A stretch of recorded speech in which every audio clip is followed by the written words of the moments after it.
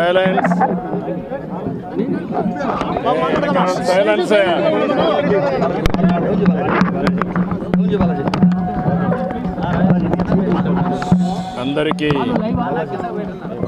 అందరికీ నమస్కారాలు.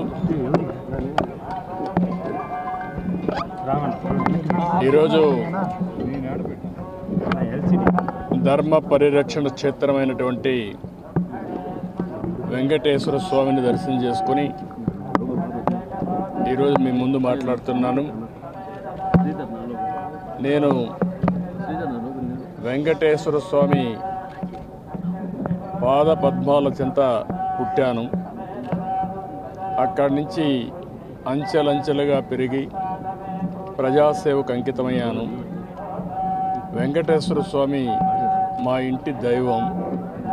ఎప్పుడు కూడా ఆయన తలుచుకొని ఏ కార్యక్రమమైనా ప్రారంభిస్తాం. అదే సమయంలో 2003 బ్రహ్మోత్సవాలకు నేను దేవునికి సాంప్రదాయ ప్రకారం గవర్నమెంట్ ఆనర్స్ అన్నీ కూడా ఇచ్చే సమయంలో అలిపిరి దగ్గర 24 క్లెయిమోర్ మైన్స్ నా మీద బ్లాస్ట్ చేసినప్పుడు సాక్షాత్తు వెంకటేశ్వర స్వామి ప్రాణభిక్ష పెట్టాడు. అది నా నమ్మకం, నా విశ్వాసం. అందుకే మొన్న కూడా నాకు కష్టం వచ్చినప్పుడు వెంకటేశ్వర స్వామికి మొక్కున్నాను. మొట్టమొదటిసారిగా ఆయన దర్శనం చేసుకున్న తర్వాతనే వేరే కార్యక్రమాలు చేస్తారని చెప్పి మొక్కున్నాను. ఆ మొక్కులు తీర్చుకోవడానికి ఇక్కడ నేను రావడం జరిగింది. ఈరోజు నేను ఎప్పుడు కూడా వెంకటేశ్వర స్వామిని ఒక్కసారి తలుచుకుంటూనే ఉంటాను. రాత్రిలో కానీ పగులు కానీ ఏ పని చేసే మునుపు కూడా ఆయన ఒకసారి తలుచుకొని ఆ కార్యక్రమానికి శ్రీకారం చుడుతూ ఉంటాను. నేను ఒకటే ఆయన కోరుకుంటాను, ధర్మాన్ని కాపాడమని. ఎందుకంటే కలియుగంలో దేవుడు వెంకటేశ్వర స్వామి అవతారంలో పుట్టి కలియుగంలో ధర్మాన్ని పరిరక్షించడం కోసం ఆయన రావడం జరిగింది. అదే సమయంలో నా కోరిక భారతదేశం ప్రపంచంలో అగ్రస్థానంలో ఉండాలనేది.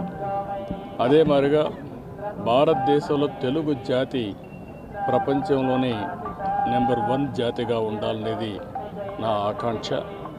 దానికోసమే ఆయన ఆశీస్సుతో నేను పనిచేస్తున్నాను.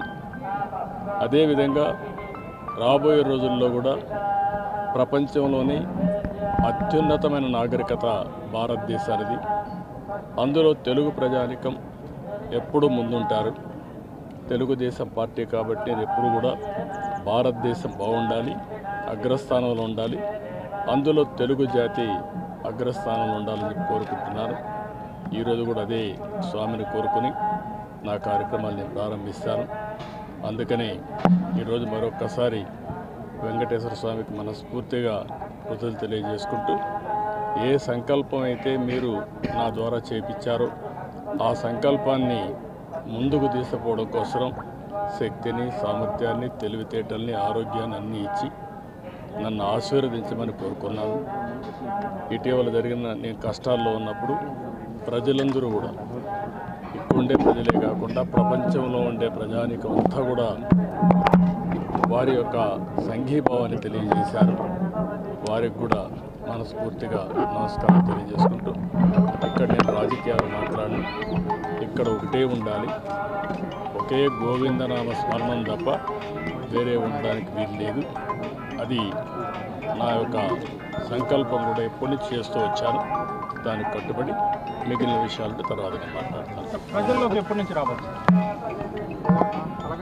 అన్ని విషయాలు రాబోయే రోజులు నేను మాట్లాడతాను, ఏ విధంగా రావాలనే విషయాన్ని. ఈరోజు నేను వచ్చింది దేవుని యొక్క కూడా దైవ సంకల్పం ఉండాలి, సహకారం ఉండాలి మనం చేసే పనులన్నింటికి. అందుకే ముందు ఇక్కడికి వచ్చాను. ఇక్కడి నుంచి ఇంకా 2-3 టెంపుల్స్ కానీ మిగిలిన విషయాలని చూసిన తర్వాత నెక్స్ట్ కార్యక్రమాన్ని రూపొందిస్తాను. ఇప్పటికే 3 నెలలుగా ప్రజలకు దూరమై ఉన్నారు. మీకోసం చూస్తే కూడా నిన్న మీరు వచ్చినప్పుడు కూడా ప్రజల్లో వచ్చినటువంటి ఆనందం కూడా ఉంది. రాబోయే రోజుల్లో ఎప్పుడెప్పుడు వస్తారా అని కూడా ఉన్నారు. మీరు తిరుమల ఎప్పుడు స్వామివారిని ప్రార్థించిన తర్వాత ఏదైనా ప్రారంభిస్తారు. ఈ నేపథ్యంలో ఇక్కడి నుంచి ప్రజలకు ఏమన్నా ఒక సంకేతం ఇస్తారు ఎప్పటి నుంచి? నేను ఒకటే చెప్తున్నా, నా సంకల్పం చాలా స్పష్టం. నేను 45 సంవత్సరాలుగా ప్రజల కోసం ప్రపంచంలో ఉండి కూడా ఎప్పటికప్పుడు అధ్యయనం చేసుకుంటూ అవి భారతదేశంలో ఉండే ప్రజలకు ఉపయోగపడాలి, అందులో తెలుగువారు ముందుండాలని నా ఆకాంక్ష. అది చేస్తూ వచ్చాను. మళ్ళీ రాబోయే రోజుల్లో ఏం చేయాలనేది అన్ని విషయాలు నేను మాట్లాడతాను. ఈ రోజుటికే ప్రపంచంలో భారతీయులకు గుర్తింపు వచ్చింది, అందులో తెలుగువారు అగ్రస్థానంలో ఉన్నారు. భవిష్యత్తులో నెంబర్ 1 కమ్యూనిటీగా తెలుగు కమ్యూనిటీ ఉండాలని వెంకటేశ్వర స్వామి ఏ రాష్ట్రంలో అయితే నెలకొన్నాడో, ఇక్కడ అవతారం ఎత్తాడో, అలాంటి రాష్ట్రం నుంచి ఉండే తెలుగు జాతి, నేను ఎందుకంటే మొత్తం తెలుగువారు ఎక్కడున్నా ఒకటే, అలాంటి వాళ్ళు ముందుండాలి, భారతీయులు కూడా ముందుండాలి. ఈ సంకల్పం కోసం పనిచేస్తాను.